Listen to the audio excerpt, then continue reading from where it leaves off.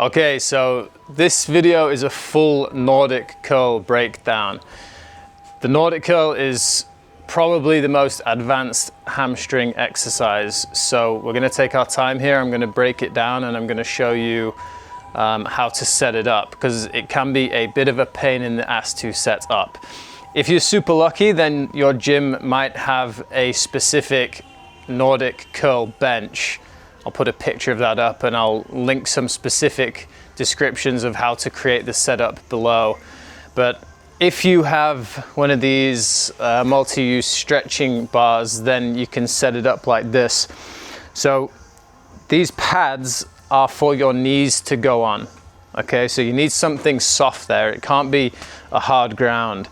And then you're gonna wanna grab one of these little foam tubes that some people use on their necks for squatting, and this is what your heels can go against. All right, and then you can grab a band to begin with, because the band is going to help take a lot of the resistance out of the exercise, especially if you're newer to it. All right, so the gap here as well between the pad and the other pad needs to be sufficient so you can squeeze your legs between it. All right, so let's watch me go ahead and go into it. So go in sideways and slide the feet underneath the pad. It's really important that you come out and in of this really slowly, because as you go in, you can see there's a bit of a twisted knee position. Okay, this pad wants to be up against the back of the calves. Now, to begin with, we're going to go ahead and grab the band.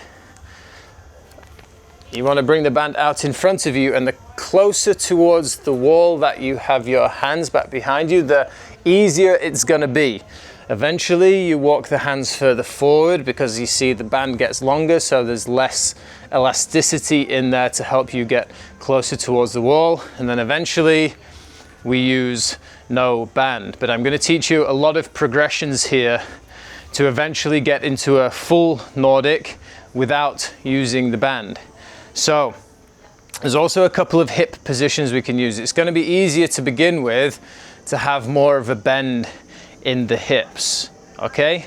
But eventually what we can do as well is have a fully lengthened position, so there's a straight line all the way through the knees, hips, front of the body, and then up to the shoulders. But it's totally fine to begin with to have more of a hinge at the hips.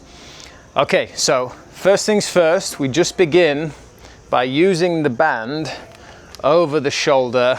Some people like to use it like this as well, that's absolutely fine. And then find the position to begin with where you've got a nice bit of elasticity there. So now I'm going to push my toes into the wall back behind me.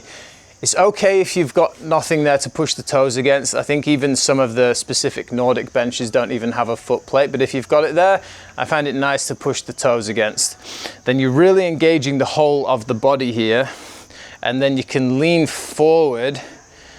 The backs of my shins are now pushing up into the pad, okay, and then using the strength of the hamstrings to lift back up. Okay, then I can slide my hands a little bit further down and then come back up. Okay, this is not a position that you want to mess around with. This is a really advanced movement, so really take your time with this. You're going to feel a lot of tension in the hamstrings, and notice you can play around with this angle of the hips as well. See what works best for you, and then eventually you can bring the hands even further down and start to lean even further forward and then come back up. But as I say, really take your time with it.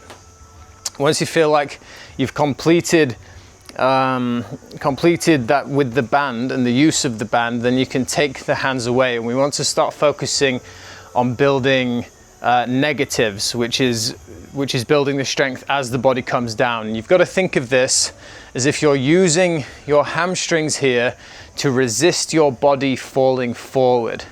So I really engage everything, roll the shoulders down the back, deep inhale at the top, engage the whole body, and then come down really slow. Now, to begin with, you're going to get to here and then you can just let go, okay? And then over time, what we do is we just build up slowly, coming down more and more, letting go. And then eventually we want to get the full eccentric part of the movement, so slow all the way down to the bottom. See, so I held the contraction in my hamstrings the whole way down there.